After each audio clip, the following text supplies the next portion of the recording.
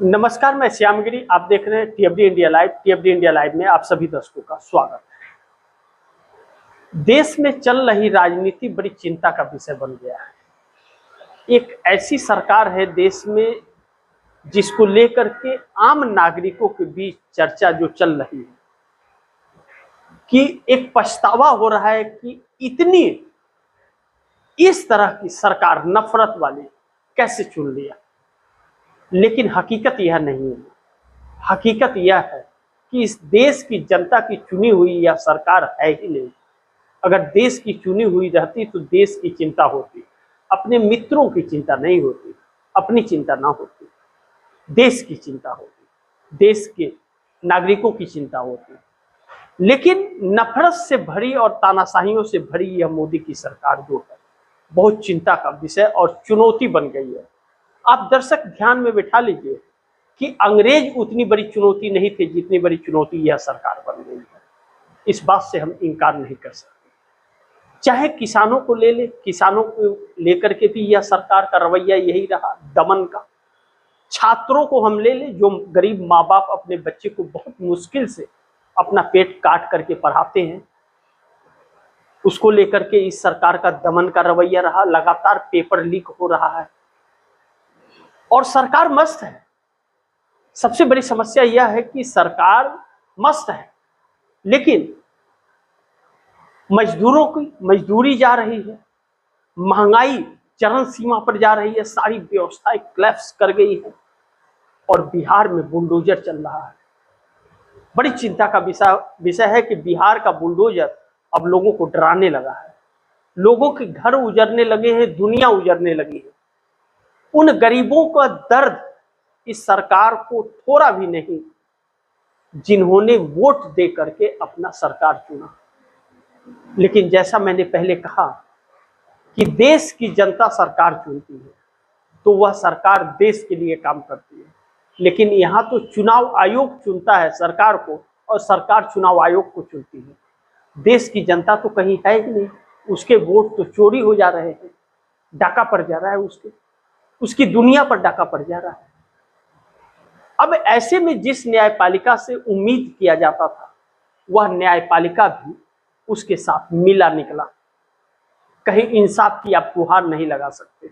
अगर होता इंसाफ तो करोड़ों लोग का नाम नहीं वोटर लिस्ट से कटता और चुनाव आयोग की हिम्मत न होती ऐसे असंवैधानिक सरकार बनाने की। लेकिन अब जैसे लग रहा है कि अब सरकार को भारी पड़ने वाला है। बिहार में जिस तरह से गरीब तबके को तरपाया जा रहा है, उनके रोजी रोजगार पर बुलडोजर चलाया जा रहा है, उनके छत पर बुलडोजर चला जा रहा है, वह अब एक आक्रोश उत्पन्न करने वाला है। क्योंकि जब बेघर हो जाता है आदमी और हर चीज से वंचित हो जाता है तो फिर उसे खोने का कोई डर नहीं रहता, और जब खोने का डर नहीं रहता है तो वह चुनौती बन जाता है ऐसी सरकार के लिए। और इस सरकार ने तो इतनी चुनौतियां सामने खड़ी कर ली है कि यह सरकार कब झोला उठाकर भागेगी कोई ठिकाना ही नहीं है। लेकिन दुखद एक और है। दुखद बात यह है कि जिस नीतीश कुमार को बिहार में नेता बना करके 20 साल तक सीएम बना के रखा, वह नीतीश कुमार इतने शांत, इतने चुप हो जाएंगे, यह तो बिहार ने कभी कल्पना भी नहीं की थी। नीतीश कुमार लोग कुछ समीकरण साधते हैं, लेकिन हकीकत यह नहीं है। हकीकत यह है कि वह सेकुलर नेता है। उन्हें हर वर्ग का वोट चाहिए होता है, चाहे मुस्लिम हो, हिंदू हो, नोनिया हो, तेली हो, गुप्ता, कोई भी, हर किसी के वोट की उनको जरूरत रहती है।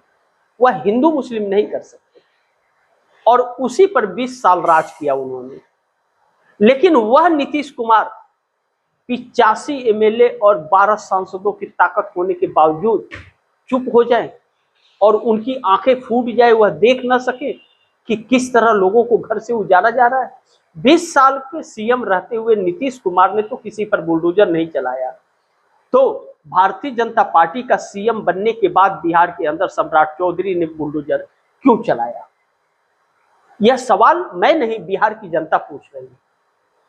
और ये लोगों में भय पैदा किया जा रहा है कि तुमने अगर आवाज उठाने की कोशिश की तो तुम्हारे घर पर बुलडोजर चल जाएगा। यह सरकार दुश्मन है या सरकार है? यह सरकार तो दुश्मन की तरह ट्रीट कर रही है। तो नीतीश कुमार के लिए अब चुनौती है कि अब 85 एमएलए और 12 सांसदों को बनाए रखना है, तो उन्हें एक्शन लेना पड़ेगा, अन्यथा टूट हो जाएगी पार्टी में। क्योंकि हर नेता नीतीश जैसा कुंभकर्ण नहीं है कि नींद सो जाएगा सब कुछ देखते हुए। अब ऐसे में नीतीश कुमार फंस गए हैं। लेकिन बंगाल से जो खबर आ रही है बड़ी चौंकाने वाली और डरावनी सी। बिहार के अंदर जो परिस्थितियां हैं, आम गरीबों को सताया जा रहा है या बच्चों का जो समस्या है वह तो है ही। लोग अलग अलग तरीके से परेशान है। किसी का राशन कार्ड से नाम काटा जा रहा है, वोटर कार्ड से नाम कटने के बाद तो परेशान है। सरकार के पास खजाना खाली है, वेतन पेंशन देने के लिए है नहीं, लोगों की तबाही अलग कर रही है, यह चिंता का विषय है।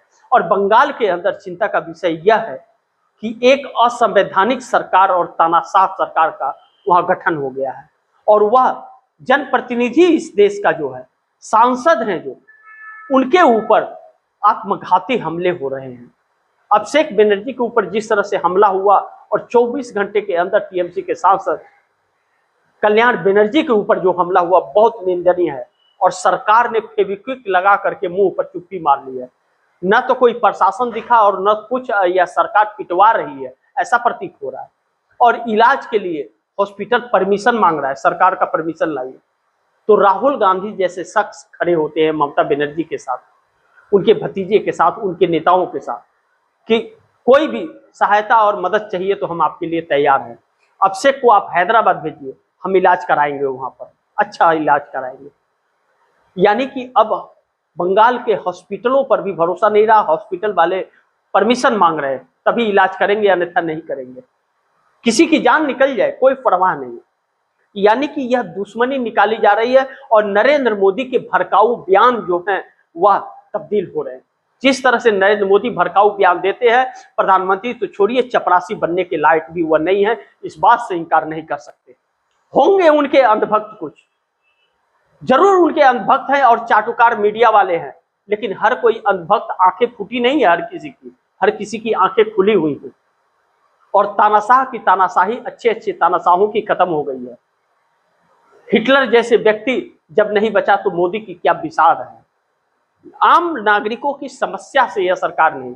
अब ऐसे में अगर ममता बनर्जी की सरकार होती तो राज्यपाल राष्ट्रपति शासन लगाने की कवायद करते थे। अब राज्यपाल वह गूंगा बन गया है, अंधा बन गया है, भगोड़ा बन गया है, कहीं नजर नहीं आ रहा है। स्पीकर ओम बिरला जो चुप्पी मार करके बैठे हुए, बात वहां तक पहुंच गई है। जनप्रतिनिधि एक्शन लेना चाहिए स्पीकर ओम बिरला को, लेकिन वह भी दलाली में मगरूर है। यह बहुत चिंता का विषय है। अगर एक जनप्रतिनिधि अगर सुरक्षित नहीं है तो आम जनता भी सुरक्षित नहीं है। लेकिन दूसरी तरफ चंद्रबाबू नायडू भी सहयोगी दल हैं एनडीए के, 18 सांसद उनके भी समर्थन दे रहे हैं सरकार को। ऐसी तानाशाही सरकार को जो समर्थन दिया जा रहा है और जो आवाज अब उठ रही है, चंद्रबाबू नायडू के लिए भी बड़ी मुश्किलें होने वाली है। अगर नीतीश कुमार को 85 एमएलए 12 सांसद बागी हो सकते हैं तो चंद्रबाबू नायडू अलग समस्या में है। चंद्रबाबू नायडू की राजनीति धराशाह होने वाली है। लेकिन यह समझ नहीं आ रहा है कि जो नीतीश और जो नायडू दोनों एक एक कटघरे के थे, अगर ऐसी सरकारें करती थी तो एक झटके में समर्थन वापस ले लेकर के पलटी मार देते थे। उन्हें क्या सांप सूंघ गया है या बिक गए हैं, या वह भी इस डकैती और इस पाप के भागीदार हैं? यह सवाल उठ खड़ा हुआ है। जिस अच्छे दिन के वादे किए गए थे, अच्छे दिन तो छोड़िए, जो बुरे दिन है वह भी नहीं लौटा सकती यह सरकार। 1965 और 1970 में ढकेल दिया है इस सरकार ने हर एक व्यक्ति को उस गरीबी रेखा के नीचे। आने वाला वक्त 100 करोड़ से अधिक लोग गरीबी रेखा के नीचे चले जाएंगे। महंगाई जिस गति से बढ़ रही है और खजाना सरकार का खाली हो गया है। मोदी ने हर राज्य को कर्जदार बना दिया है, खुद तो कर्ज के ढेर पर बैठे ही हैं 220 लाख करोड़ के कर्ज पर, और बाकी राज्यों को भी बना दिया। बिहार के अंदर सम्राट चौधरी सीएम बनते ही 12,000 करोड़ रुपया आरबीआई से कर्ज लिया और 4.06% 06 लाख करोड़ रुपया का कर्ज बिहार पर पहले ही है। वेतन पेंशन देने के लिए पैसा नहीं है, पाखंड कर रही है सरकार। लोगों को घरों को उजाड़ करके जमीनों पर कब्जा करके यह अडानी को देने का एक सोची समझी रणनीति के तहत साजिश है, जिसे बिहार को समझना पड़ेगा। बिहार हमारे देश का सबसे गरीब राज्य है। प्रवासी मजदूर वहां के लोग कहे जाते हैं। लानत है ऐसी सरकारों पर जब उन्हें इस तरह से कहा जाता है और उनकी सुविधा नहीं बना सकते, लेकिन उनको घर से उजाड़ने का काम लगातार करते हैं, जो बहुत चिंताजनक है। आने वाला वक्त बहुत चुनौतीपूर्ण है। बिहार एक ऐसा राज्य है जहां बिहार के लोगों के अंदर जो अदब और सम्मान दूसरे के प्रति है वह बहुत अनोखा है। उसकी जितनी सराहना करे उतनी कम है। बिहार के मजदूर अगर बाहर निकलना बंद करे तो बड़े बड़े कंपनियों में इतने बड़े बड़े ताले लग जाएंगे, लेकिन उस बिहार को आज प्रताड़ित होना पड़ रहा है नीतीश जैसे शख्स के वजह से।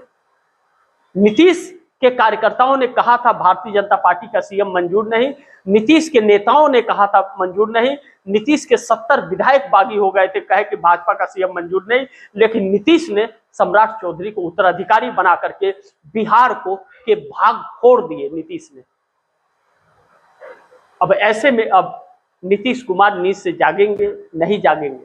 कहा जाता है कि लालू प्रसाद यादव से संपर्क में है। कौन सा संपर्क चल रहा है? पहले तो दाहिना हाथ क्या करता था, बाएं हाथ को पता नहीं चलता था, अब हाथ क्या लुल्ला बन गया? यह एक चिंता का विषय है जो बिहार को और भी नर्क में डालने वाला है। लेकिन मोदी सरकार पर उठे हजारों सवाल चंद्रबाबू नायडू और नीतीश कुमार पर उठ रहे सवाल हैं। ऐसे में ममता बनर्जी के भतीजे पर हमला, राष्ट्रपति शासन की कवायद होनी चाहिए और राष्ट्रपति शासन लगना चाहिए, क्योंकि यह सरकार फेल है। एक जनप्रतिनिधि को नहीं बचा सकती। राज्यपाल को तुरंत स्टेटमेंट देना चाहिए। वह राज्यपाल गूंगा और भगोड़ा हो गया। जिस स्पीकर पार्लियामेंट के स्पीकर को इस पर सवाल खड़े करना चाहिए था, वह गूंगा हो गया, चुप्पी मार लिया है। बहुत चिंताजनक है। जब इस देश का प्रतिनिधि ही सुरक्षित नहीं है तो आम जनता क्या खाक सुरक्षित होगी? बाकी आप दर्शकों की क्या राय है, क्या सुझाव है, कमेंट बॉक्स में जरूर दीजिएगा। इस खबर को ज्यादा से ज्यादा शेयर कीजिए, अपने दोस्तों को भी कहिए आगे शेयर करें। और आपने टीएफडी इंडिया लाइव को सब्सक्राइब नहीं किया, सब्सक्राइब कर लीजिए, अपने दोस्तों को भी कहिएगा सब्सक्राइब करें। मिलते हैं अगली खबर के साथ, तब तक के लिए नमस्कार।